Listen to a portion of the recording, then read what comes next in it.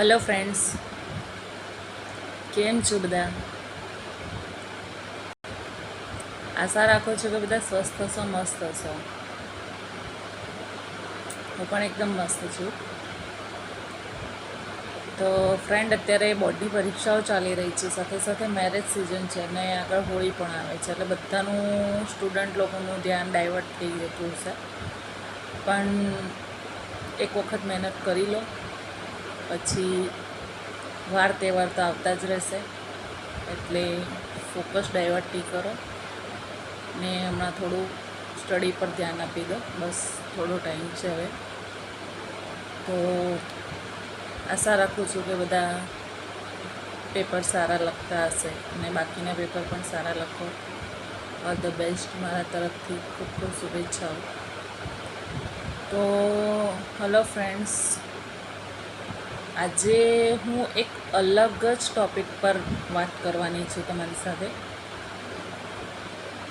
જે મારું રિયલ એસ્ટેટનું છે એના માટે, મારું કામ જે છે એના માટે, એના રિગાર્ડિંગ વાત કરું છું આજે.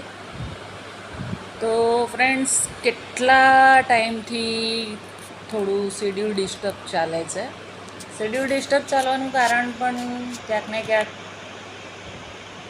લોકોની મેચ્યોરિટીનો અભાવ, ડિસિઝનનો અભાવ, કે એમને લાઈફમાં શું કરવું છે, શું નથી કરવું, કોઈ એમને એમાં કોઈ ખબર જ નથી પડતી.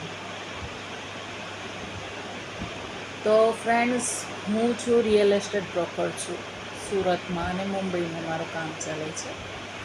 તો સુરતમાં જેટલા મારા મિત્રો સુરતથી હશે એ લોકોને સુરતનો લગભગ આઈડિયા હશે જ, કે સુરતમાં Pal, Adajan, Gauravpath, Palanpur canal road, Jahangirpura, Jahangirabad, Dandi road છે, ઓલપાડ રોડ છે, નસમા રોડ છે. આ બધા એરિયા પર મારું કામ ચાલે છે અને હું આ બધા એરિયામાં સારી રીતે ડીલ કરી શકું છું. રેન્ટની, ભાડાની, કે જે આપણે કહીએ રીસેલની, બિલ્ડરની ને વોટેવર, જમીનની, પ્લોટની, બધી જ ટાઈપની ડીલ હું કરી લઉં છું. તો અને આ બધા એરિયામાં મારો એક્સપિરિયન્સ પણ સારો છે. બિલ્ડર લોકોનો એક્સપિરિયન્સ મને ક્યાંક ને ક્યાંક થોડો ઘણો ખબર હોય છે. બધાની તો ખબર ન હોય. અમે લોકો બી તમારા જેમ નોર્મલ માણસો જ હોઈએ, પણ અમે લોકો માર્કેટ સ્ટડી કરતા હોઈએ. કોણ કેવું છે, કોનો કેટલો ગ્રોથ છે, કેટલા પ્રોજેક્ટ્સ છે, કેટલા પ્રોજેક્ટ પૂરા થયા છે, કેટલા પ્રોજેક્ટ નથી થયા અને કેટલા કમિંગ સૂન છે, એ બધી વસ્તુની અમને ક્યાંક ને ક્યાંક ડિટેલ્સ હોય. એટલે અમે ઇન શોર્ટ કે માર્કેટિંગ માણસ જે અમે કહી શકીએ એ ટાઈપમાં માર્કેટિંગ અમારું રિયલ એસ્ટેટનું હોય. તો અમને લોકોના અનુભવ હોય. તો ફ્રેન્ડ્સ, આજે કસ્ટમર લોકો અમે અમારી પ્રોપર્ટી તમારી સામે હાઇલાઇટ કરીએ છીએ. રીસેલની છે કે બિલ્ડરની છે કે રેન્ટની છે કે કાંઈ પણ કોઈ પણ પ્રકારની પ્રોપર્ટી અમે તમારી સામે હાઇલાઇટ કરીએ છીએ, જેનાથી સોશિયલ માર્કેટ છે, ફેસબુક છે, ઇન્સ્ટા છે, વોટ્સઅપ છે, કે ગમે તે અમારા બધા જ ચાન્સ એવા હોય કે અમારી પ્રોપર્ટી તમારી સામે આવે ને તમે કોઈને કોઈ ઇન્ટરેસ્ટેડ લોકો હોય લેવા માટે, તો એ લોકો અમારા કોન્ટેક્ટમાં આવતા હોય છે. તો કોન્ટેક્ટમાં આવી ગયા પછી પણ તમે પ્રોપર્ટી લેવા માટે ઇન્ટરેસ્ટેડ છો, નથી એવું નથી, ઇન્ટરેસ્ટેડ છો, તમને ગમે છે, તો તમારી પાસે પેમેન્ટ છે ને તમે લોન પણ કરવાના છો. તમારી પાસે ડાઉન પેમેન્ટ શું છે, લોન કેટલી કરવાની છે, તમારી પાસે ટોકન અમાઉન્ટ કેટલું છે, એ વસ્તુ પણ તમને ક્લિયર છે, તો તમે આટલો બધો ટાઈમ એક પ્રોપર્ટી પાછળ 3 થી 4 મહિના, 1 મહિનો ક્યાં લગાડો છો? મને સમજાવો. પ્રોપર્ટી તમારી સામે છે. અમે અને અમારી ટીમ તમને વિઝિટ કરાવે છે. 1, 2, 3, 4, તમે ગમે એટલી વાર વિઝિટ કરવા માંગો છો, અમે ડેફિનેટલી વિઝિટ કરાવી છે. ઇવન અમે પોતે અવેલેબલ ના હોય તો અમારી ટીમ થ્રુ તમને વિઝિટ કરવામાં આવે છે. અમારી ટીમ થ્રુ બી વિઝિટ થાય. તમને ડાયરેક્ટ ટુ ડાયરેક્ટ અમે ઓનર સાથે કોન્ટેક્ટ કરાવી શકીએ કે બિલ્ડર સાથે કોન્ટેક્ટ કરાવી તમારું કામ અમે કઢાવી લઈએ છીએ. તો ફ્રેન્ડ્સ, અમને ખબર પડી જાય છે કે તમે લેવાવાળા છો કે લેવાવાળા નથી, કે તમે ગેમ રમો છો. તમે ગેમ પણ રમો છો એ પણ વસ્તુ અમને ખબર હોય છે. એટલે તમે બ્રોકર લોકોને એવું નહીં સમજતા કે તમે તમારું રીઝન આપશો તો અમને ખબર નહીં પડે. અમને બધી જ ખબર હોય. અમે આ ચહેરાને છે ને બરાબર ઓળખતા હોઈએ છીએ. તો એ વસ્તુ એવી છે ફ્રેન્ડ્સ કે તમે અમને જે ગોળ હા મેડમ આજે આવું છું ટોકન લઈને, હા મેડમ કાલે ટોકન લઈને આવું છું, મેડમ મારી લોન સાથે આટલી વાત થઈ છે, મારું આમ થયું છે, મારું તેમ થયું છે, તમે કોને મૂર્ખ બનાવો છો? ફ્રેન્ડ્સ, અમે બ્રોકર છીએ. તમારું 0 કોસ્ટમાં તમને વિઝિટ કરાવીએ છીએ. એક નહીં, આખા ફેમિલીને તમે લાવો છો, તમારા રિલેટિવ્સને લાવો છો, તમારા ઇનલોઝને લાવો છો, છતાં પણ અમે એક જ વસ્તુને તમને 5 થી 7 વાર ગોળ વિઝિટ કરાવીએ જ છીએ. અમને પણ ખરાબ લાગે છે, પણ અમારા માટે કસ્ટમર એક ગોડ સ્વરૂપમાં હોય છે. અમે એની સાથે કોઈ દલીલબાજી નથી કરતા. તો ફ્રેન્ડ્સ, તમે જે બ્રોકર લોકો સાથે ગેમ રમતા હો છો, ગેમ રમવાની ટોટલ બંધ કરી દો. બ્રોકર લોકોનું કામ એવું છે કે જ્યારે તમે તમારા તહેવારો ઉજવતા હશો ત્યારે બ્રોકર પોતાની ઓફિસ ખોલીને બેઠા હોય છે. ત્યારે એ તમારા કસ્ટમરને, એમને કસ્ટમર હોય છે એ લોકોના ફીડમાં, ફોલોઅપમાં, વિઝિટમાં કોન્સ્ટન્ટલી એ ફર્યા કરતા હોય છે અને તમે તમારા ફેમિલી સાથે ટાઈમ સ્પેન્ડ કરતા હો છો. ત્યારે ફેમિલીથી દૂર રહીને પોતાનું કામ કરે છે. બ્રોકર લોકો માટે સેટરડે સન્ડે નો એન્જોય, નો આરામ, કશું નથી હોતું. ઇવન એને બધા દિવસ સરખા જ હોય છે. સોમવારથી રવિવાર ને રવિવારથી સોમવાર બધા જ દિવસ એને સરખા હોય છે. એ પોતે ફંક્શનમાં જવાનું અવોઇડ કરતા હોય, કારણ કે એને એવું લાગે કે આજે મારું કસ્ટમર ક્યાંક છૂટી જશે તો આમ છે તેમ, ને ડર મનમાં એક કરાયા કરે. તો એ એના ફંક્શન, ફેમિલી કશું અટેન્ડ નથી કરી શકતા. અને તમે આજે એમને ગોળ ફેરવો. જ્યારે ફોલોઅપ લેતા હોઈએ, ના મેડમ આજે નહીં હવે. જ્યારે તમે આગલા દિવસ સુધી ડન હોવ છો કે હા આજે હું આવીશ, હજી તેમ કરીશ, હું ફલાણું, હું આટલા વાગે આવું, 4 વાગે આવું, 6 વાગે આવું, 12 વાગે, તો તમારા 12 સાંજના 4 વાગ્યા સુધી વાગતા જ નથી કસ્ટમરને. તમારા 4 સાંજના 7 વાગ્યા સુધી વાગતા જ નથી. તો શું એ લોકો નવરા છે કે તમારી 12 વાગ્યાની રાહ જોઈને એ બીજા 2 કસ્ટમરને અવોઇડ કરે છે? એટલા ફાલતુ છે બ્રોકર લોકો. હંમેશા બ્રોકર લોકોની રિસ્પેક્ટ કરો. તમને સારામાં સારી, મોટામાં મોટા ડીલ કરાવી શકે છે, નાનામાં નાની પણ ડીલ કરાવી શકે છે. અને આ એ વ્યક્તિ છે બ્રોકર કે તમને સારામાં સારો સપોર્ટ કરી શકે છે. તમે કોઈ જગ્યાએ છેતરાશો તો એ જ તમને હેલ્પ કરશે, બીજો કોઈ નહીં કરે. કારણ કે એને બધી વસ્તુનું, એરિયાનું, જમીનનું, પ્લોટનું, પેમેન્ટનું, બિલ્ડરનું, ટોટલી વસ્તુ એની પાસે છે ને છે. એ નહીં હોય તો પણ એ પોતે મહેનત કરીને તમને ગાઈડ કરશે. અને તમે આજે એ જ માણસને, એ જ બ્રોકરને, તમારા હાયર કરેલા બ્રોકરને તમે ગોળ ફેરવો છો. અને બ્રોકરનો હેતુ એ છે કે તમારે જરૂર છે માટે તમે આવો છો. એ તમને બોલાવવા નથી આવતા. એમને એમની પ્રોપર્ટી હાઇલાઇટ કરી લીધી, તમને જરૂર છે એટલે તમે એમનો કોન્ટેક્ટ કરો છો. એ તમારા ઘરે કે તમને ફોન કરીને કે તેમ નહીં આવે. હું તો નથી જ કરતી. બીજા કોઈ કરતા હશે તો એનો મને આઈડિયા નથી. પણ બ્રોકરનું કામ આ છે કે બ્રોકર ગોતવા નહીં જાય. પ્રોજેક્ટવાળા હશે એ તમને કોલ કરશે, વારે ફોલોઅપ લેશે, વારે કોલ કરશે, કારણ કે એ પ્રોજેક્ટ લઈને બેઠા છીએ. એમની પાસે લિમિટેડ ચોઇસ છે, જ્યારે અમારી પાસે મલ્ટિપલ ઓપ્શન છે. જમીન છે, આ છે, પ્લોટ છે, ફ્લેટ છે, બધું જ છે. એટલે તમે અમને ગોળ ફેરવવાના બંધ કરો કસ્ટમર, પ્લીઝ. અને જો તમારે પ્રોપર્ટી લેવાના ખરેખર મૂડમાં છો તમે, ને તમે ખરેખર પોતાનું પેમેન્ટ સહી જગ્યા પર યુઝ કરવા માંગો છો, ટેન્શન ફ્રી ઊંઘવા માંગો છો, તો તમે એક બ્રોકર સાથે ડીલ કરો.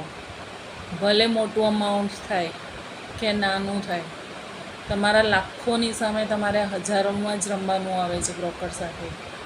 50 લાખની પ્રોપર્ટી હોય તો તમારે જે ડીલ થઈ હોય એટલાનું જ કમિશન તમારે બ્રોકરને દલાલી આપવાની હોય છે. તમારા જે પર્સન્ટાઇઝ નક્કી થાય છે. પણ તમારી 50 લાખની કે 1 કરોડની પ્રોપર્ટી એ બ્રોકર જ તમને અપાવી શકશે. તમે ડાયરેક્ટ લેવા જશો તો કેટલાય મગજમારી થતી હોય છે.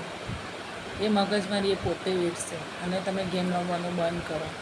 ઇન શોર્ટ મારો કહેવાનો મતલબ આ છે કે તમારે ડિસિઝન નથી લઈ શકતા તો તમારી મેચ્યોરિટીનો અભાવ છે. તમે આગળ નથી વધતા તો તમારામાં ડર છે. ઇવન ફ્રેન્ડ્સ, દરેક વસ્તુ ડરીને નથી આગળ વધાતું, એને આગળ વધવું જ પડે છે. અમુક વસ્તુ વિશ્વાસથી ચાલવી પડે છે, અમુક વસ્તુ મેચ્યોરિટીથી ચાલવી પડે છે. સમજો, આજે દુનિયામાં દરેક નવા માણસો કોઈક ને કોઈક મળતા હશે તો બધા ખરાબ નથી હોતા, બધા સારા નથી. એનો મતલબ એવો નથી કે બધા ખરાબ છે. ખરાબ માણસને જોઈએ તો એ ખરાબ છે, સારા માણસને જોઈએ તો એ સારો છે. એટલે માટે વિશ્વાસ પણ તમારો બહુ જરૂરી છે. આજે કોઈ બિલ્ડર 5 પ્રોજેક્ટ લઈને બેઠા છે, એના એક પ્રોજેક્ટના 1 યુનિટ 100 ગણો તો એના 500 યુનિટના પ્રોજેક્ટ હોય, તો એ કંઈ એમને લલ્લુ ચપ્પુ માણસ તો નહીં બેઠો હોય ને. એણે એની કેટલું ઇન્વેસ્ટ કર્યું હશે, ત્યારે તમને 25-50 લાખનો એક ફ્લેટ વેચશે, તો એને બી તો ડર હોય ને.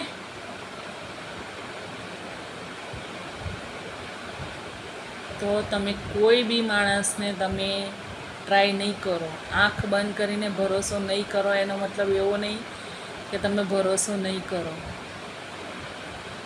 ઇવન તમે તમારી પ્રોપર્ટીની વેલ્યુ સહી જગ્યા પર સહી બ્રોકર સાથે ડીલ કરો તો તમને સારો. અને બીજું કે વેચવામાં તમારે કોઈ સિલેન્ડર ક્યારે ઇમરજન્સી આવી કે ક્યારે તમારે મોટું મકાન લેવું છે, કે તમારે શિફ્ટ થવું છે, કોઈ એરિયામાં બીજે જવું છે, તો એ મકાનને તમને વેચવામાં પણ હેલ્પ કરશે.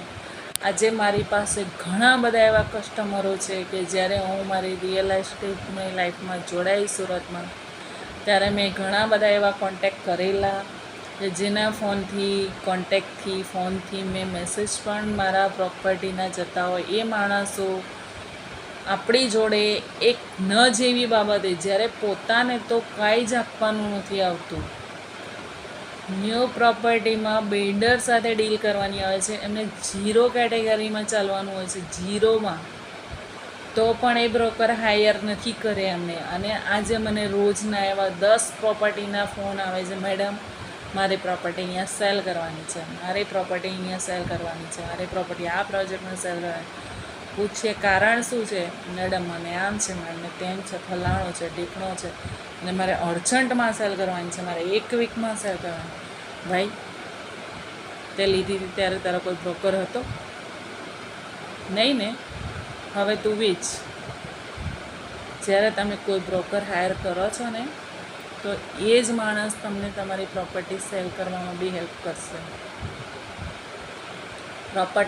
પ્રોપર્ટીનું કામ એટલું નથી કે એ તમે કહેશો એટલે હા કરશે. અને ફોલોઅપ લેવાનું કામ તમારું નથી, એમનું કામ છે, બ્રોકર લોકોનું કામ છે. આજે તમારી પ્રોપર્ટી સેલ તમે લીધી ત્યારે તમે કોઈને પૂછ્યું નહીં, ત્યારે તમારે ડાયરેક્ટ બિલ્ડર સાથે કન્સલ્ટન્ટ હોય છે, ત્યારે તમને એ વસ્તુ દેખાય નહીં ને હવે તમારે ફટાફટ સેલ કરવી છે, અર્જન્ટ છે. આવા કેટલા બધા મારી પાસે બ્રોકરો આવે છે, મેડમ અહીંયા પ્રોપર્ટી આમ છે તેમ. ભાઈ, પડશો જ નહીં તમે. હું તો ચોખ્ખું જ કહું છું, ભાઈ પડશો જ નહીં આ પ્રોજેક્ટમાં કે આ પ્રોપર્ટીમાં પડશો જ નહીં તમે. વેચવા દો, એમને ખબર પડે.